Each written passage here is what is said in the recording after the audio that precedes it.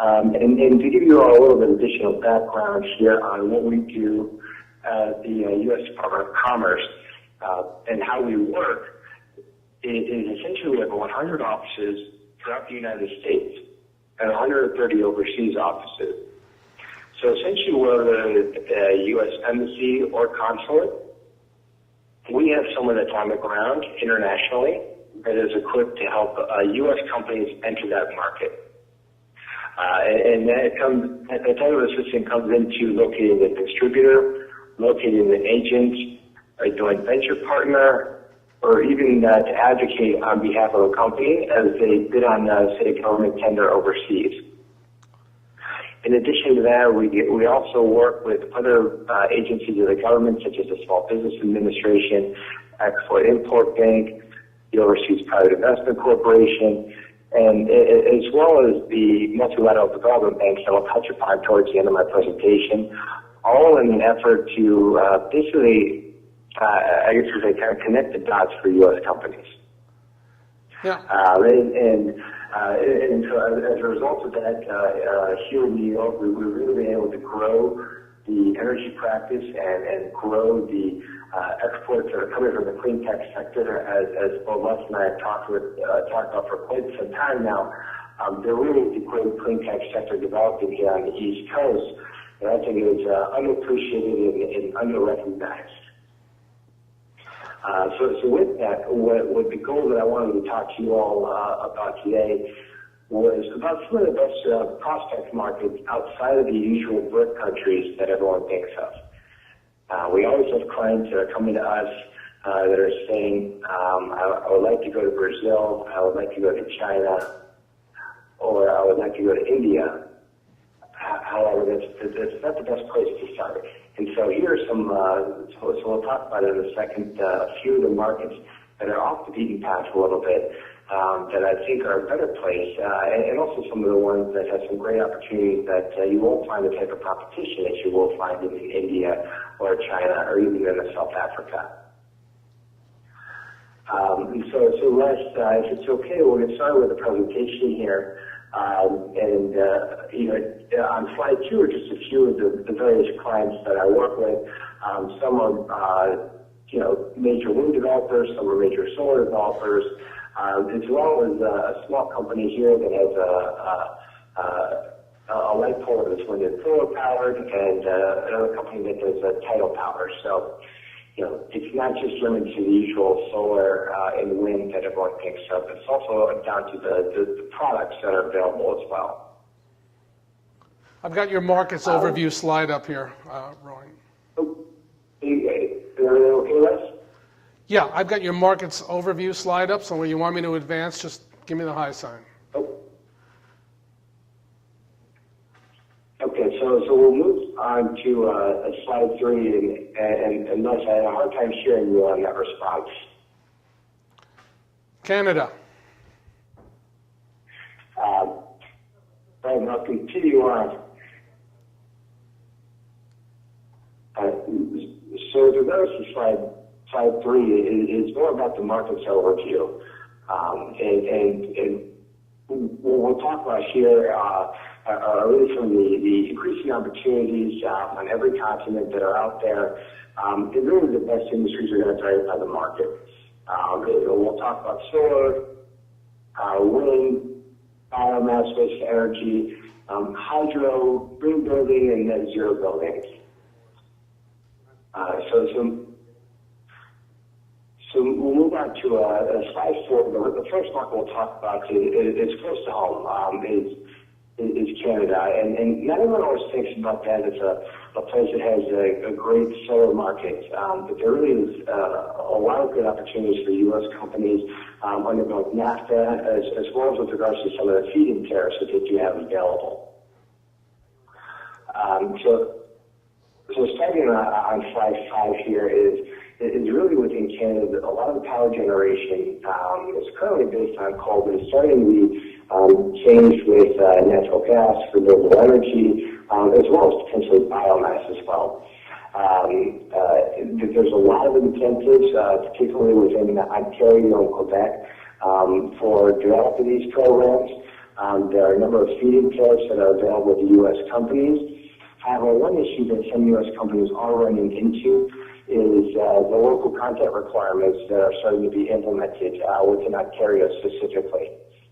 So that requires a certain percentage of a project to have content that's manufactured in Canada as a way of, it's a protectionist measure, but a lot of it is actually protecting against some of the Chinese imports that are saturating the market and ruining some of the local production. This is also happening within India, and also this week the U.S. government will be giving a final ruling on the new tariff increases, which are expected to be around 250% for the majority of China's solar panel manufacturers. So we move on to slide 6 here to discuss some of the other best prospects outside of just solar. But you have wind. And this is really, a lot of it is going to be more on the offshore capacity, as well as some of the wind farms as well. Currently, how many folks would think, but Canada ranks ninth in installed capacity of wind projects worldwide. And it's expected to reach about 94.2 gigawatts over the next 5 years, which is a staggering number. And like I also said, biomass is also critical in this. As they have, there's some opportunities there where you can use the biomass byproduct to replace coal in a lot of the factories that are producing energy within the market.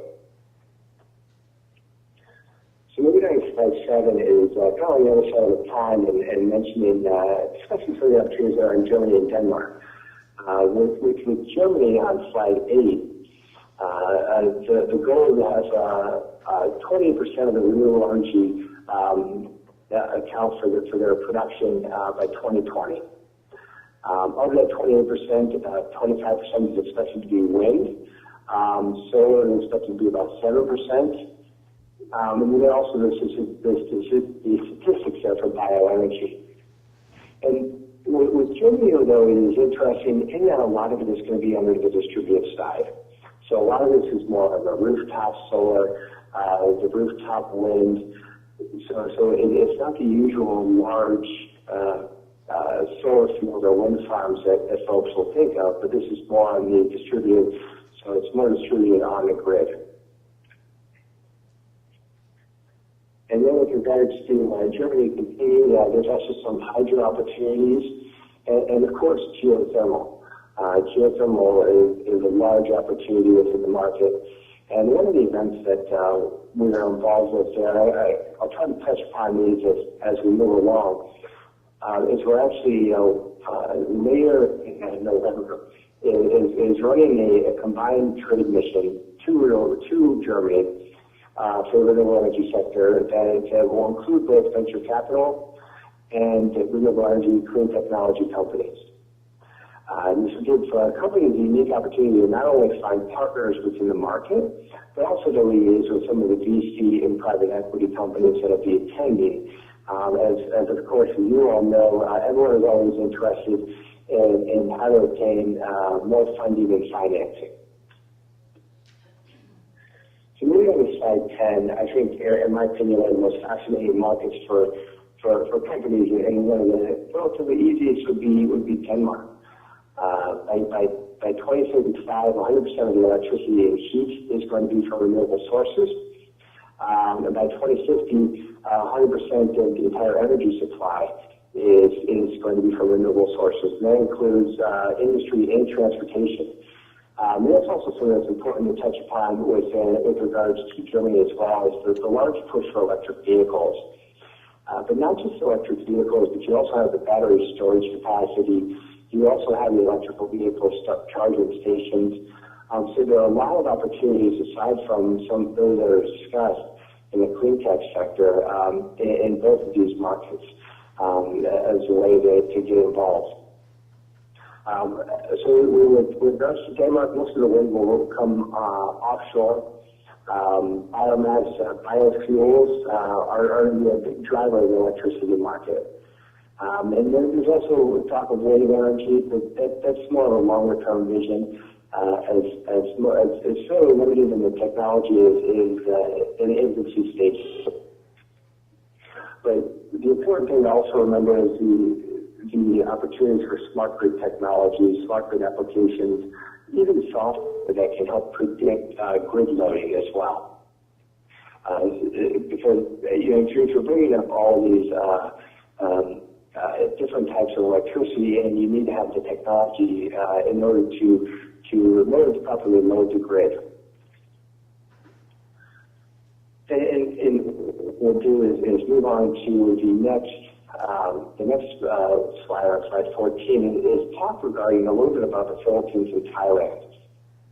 We just had a renewable energy trade mission, Cleantech trade mission, to those two markets back in September 17th to the 21st. We brought 9 companies that were interested, and these really ranged from, you could say, the tidal ocean technology to biomass biofuel, to solar and wind, to smart grid, to also the software that helps the solar and wind companies kind of predict their future forecasting on what they can expect and give them an opportunity to work with some of these spot markets, to work with some of the local companies, and to work with some of the local utilities. So on slide 15, we'll talk briefly about the Philippines as an opportunity for U.S. companies. The goal in the Philippines is to have 60% of all the energy come from renewables by 2017. This seems like a very lofty goal. However, currently I want to say about 40 to 45% of their electricity already comes from renewable resources. And the reason for this is because the high cost of electricity is actually relatively competitive to produce renewables at a price that is comparable to what you can expect to pay for oil and gas. Because what they actually do is they don't offer the large subsidies to oil and gas for the importation or production in country. So it makes renewables a realistic goal by 2017. Everyone knows the Philippines for the large geothermal capacity. Obviously, with being a country of maybe 7,000 and 9,000 islands, depending on the tides. You obviously have a lot of wind, hydropower, and both ocean thermal and ocean tidal. But I think more importantly here for a lot of the companies, what they don't expect is the need for more of a distributed as well, similar to what we experienced in Germany and as well. But with regards to the Philippines, you have all those islands that aren't necessarily connected to the grid, so they're really looking for solutions that can be more grid-free and can be more under the distributive scale and self-sustaining. So for any of you that might have technology related to that, I think it's a great opportunity for U.S. companies to get involved in that market. It's very pro-U.S. business. They have some great incentives between tax holidays and tax and duty-free importation. And more importantly, they have a stable government that just released a feed-in tariff that is expected to be in place for at least the next 3 to 4 years. So it's a good opportunity to get involved within the market for a U.S. company to become a part of the Asian market without having to really go through a lot of the hurdles that you could find with some of the others. So moving on to the next market would be Thailand, where they have an objective for 25% of total energy by 2022. A lot of this so far has been generated by the biomass and biogas. There's about 1,200 megawatts of wind and solar available to them. But a lot of this is more outside of Bangkok in the northeast and the northwest region. And while most of the country is well connected to the grid, the issue that they're running into now is actually in the northeast and northwest regions. They don't have the grid connectivity there to bear the load of this 1,200 megawatts. So this is where more also similar to the Philippines, you have the distributive opportunities. And one thing with both Thailand and the Philippines that can be of interest to some of these to some companies is they, on the various islands they have a number of resorts. They have a number of high-end resorts. And what you can do as a result is you can get into the greening of these resorts. So if you have various technologies that can be, for green building, for even more of the off-grid solutions, these could be great opportunities for U.S. companies to get involved and to sell their products or services to the market. So moving on to slide 17 is, everyone always has to become or talk to us about the opportunities in Brazil. And while yes, for both products and services alone, it is a wonderful, wonderful market.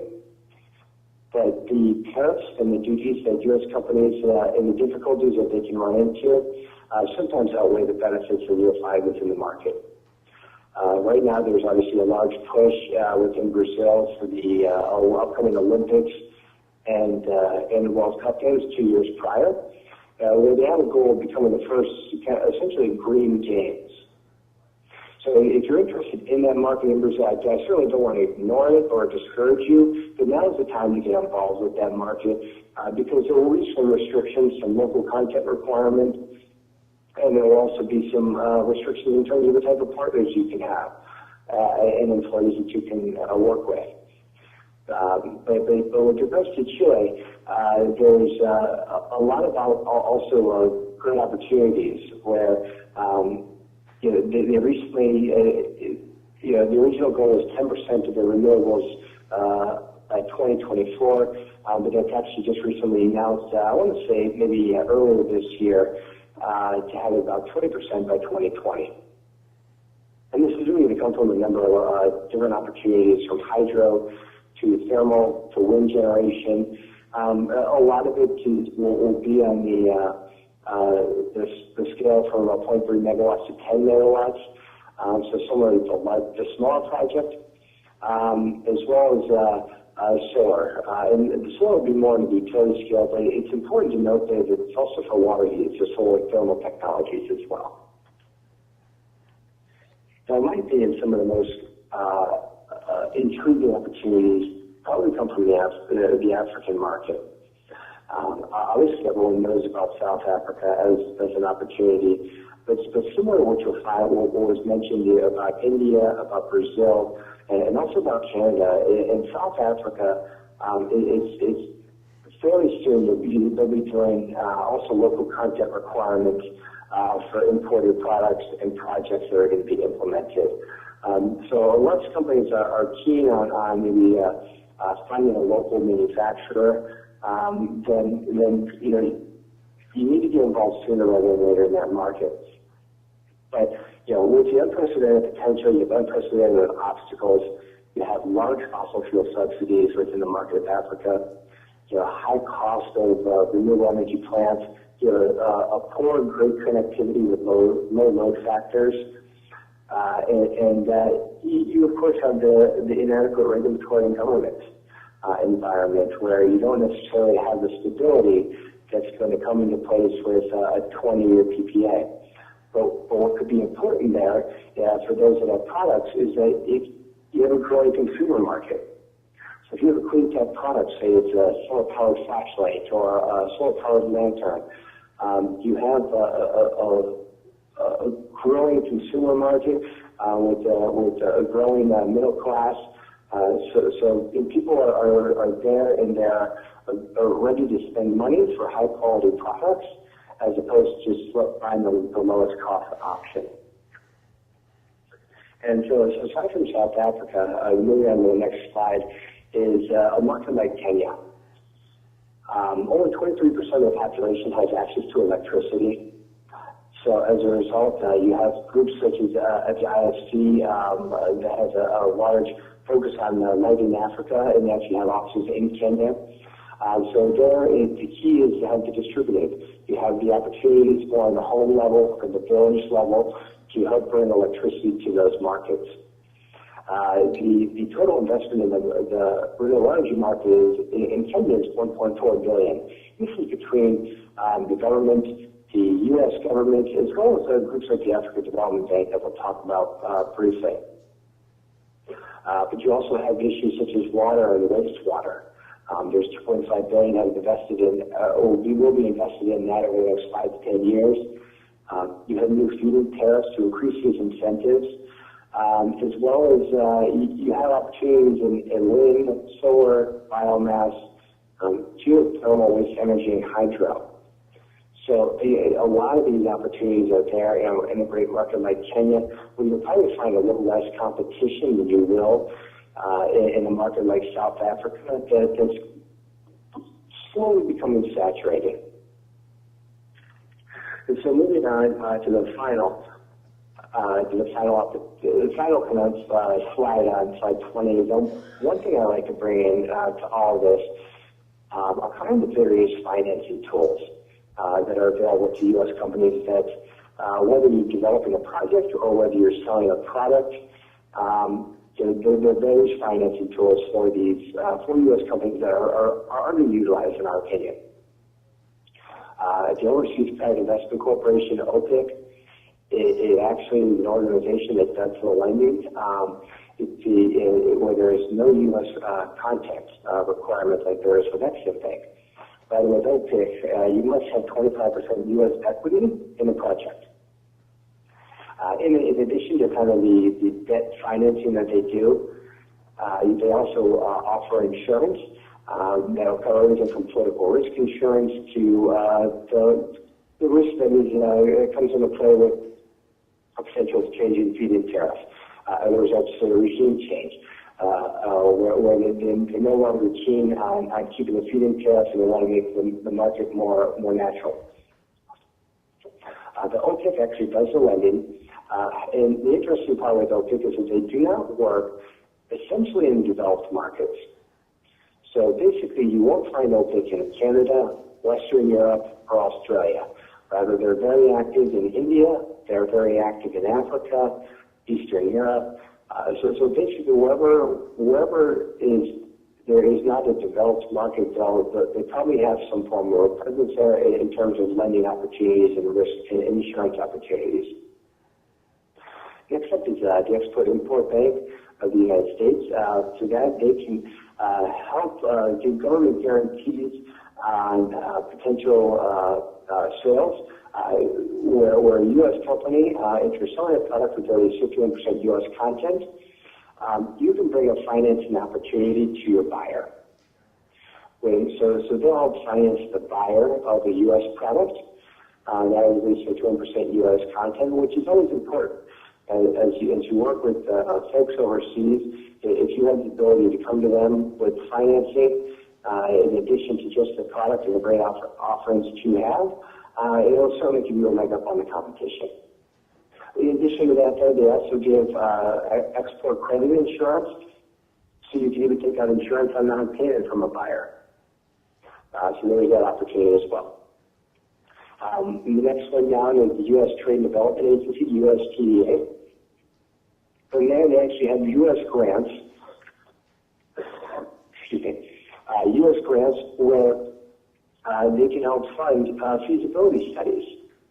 For instance, I had a client that was working on a solar project in India, and we worked with him and we worked with USTDA to get them about $900,000 to develop a solar PV project within the market. And this is money that does not have to be repaid. It is a straight grant that the only caveat there is that you must hire a U.S. contractor to implement the feasibility study. And they have a list of ones that they work with, and they can walk you through that project. A lot of folks don't know about the U.S. Department of Agriculture, especially when thinking of renewables. You don't think about the U.S. Department of Agriculture, but they also work a lot with the biomass industry. And as a result, with USDA, they will help with funding of various purchases of your byproducts. It's similar to what you'll find from a group like Exim Bank. One group that I always recommend folks to look up In addition to the Millennium Challenge Corporation, is the U.S. Agency for International Development. They're doing a lot of great work with Cleantech. They have a lot of great initiatives for grants and a lot of great initiatives to help U.S. companies enter the market in a lot of these developing economies with clean tech products that will give them a leg up on the competition and will bring them kind of a funding and a financing option with that. And then, of course, you have the multilateral development banks.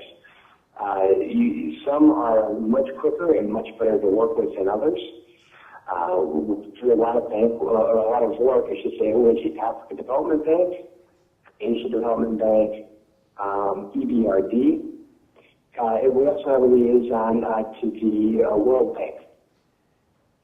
So essentially, we also work with U.S. companies to help them gain access to these various multilateral development banks, to even bid on projects or opportunities within the bank, to also help gain access to some of the financing and funding opportunities for projects or for their products in these opportunities, or in these markets, I should say.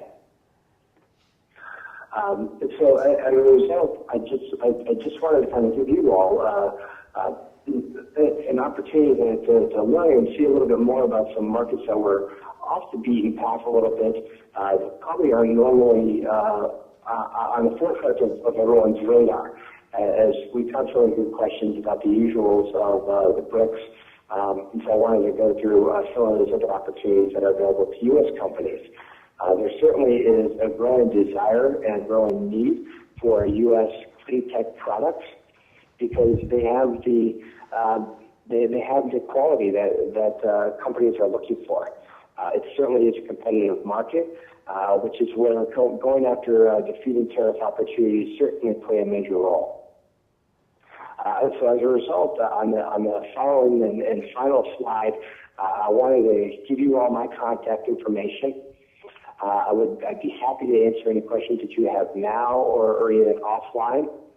And if you'd like to kind of work with us a little bit to help develop your markets overseas, I'd be happy to do so, as well as bringing maybe someone that's local to you that can really sit down with you to work with you to help come up with a good strategy for developing your marketing opportunities internationally. That's really where we come into play with all of this is helping identify those best market prospects for a U.S. company and helping to implement that strategy on a case-by-case basis. And like I said, we can help companies find agents, distributors, joint venture partners, and even advocate on your behalf, as well as connect some of the dots here with regards to some of the funding and financing opportunities that are available via the U.S. government and multilateral development banks.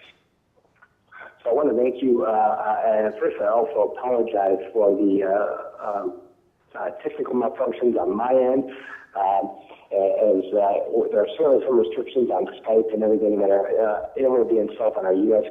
government computers. But I apologize for that. And like I said, please feel free to reach out to me. I'm happy to work with you and just really address any questions that you have. As I know, a lot of you have probably also been contacted by folks from overseas that may find you on the internet. We can also help with vetting those folks, making sure they're not only the list they're not supposed to be on the FCPA.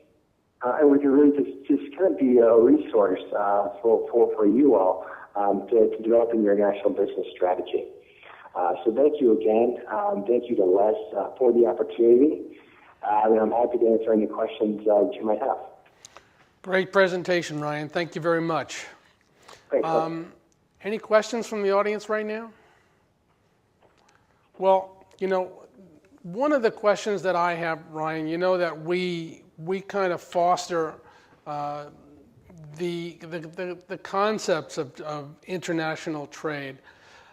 Do you have to be a big company to get involved, or what are the opportunities for smaller emerging technologies? Certainly, and you definitely do not have to be a large company. Our focus is actually working with the small, medium-sized businesses that are out there. So as Les, as you know, I've worked with a few companies locally here that have been a part of various incubators here in Manhattan, to the point where we've helped them graduate from the incubator into their own office space here in Manhattan. And that type of work is when they started as maybe a 3-person company sitting around the same desk as an incubator, to find the right applications and opportunities for their technology, and then identifying the best markets. In this case, it was Western Europe. It's more of an analytical product. And then helping them locate distributors or agents that were willing to represent them, to the point that we've now helped them just recently close about a $12 million project in South Africa, in addition to a number of projects, or a number of, I shouldn't say projects, but a number of distributors and agents throughout Western Europe. And the next step for them is in South Asia. Well, those are certainly the places to be, and there are certainly opportunities all over the world that are emerging. What do you see on the reverse side? Technology is being developed in other countries looking to commercialize or partner with companies here in the United States. What are the opportunities you see? I think there are a lot of great opportunities for those that are kind of looking to partner with U.S. companies to finalize commercialize their technology here in the U.S. There's specifically, I know there are some folks here in New York that they've done their demonstration projects here because we put them on the spotlight for the opportunities that are available to them.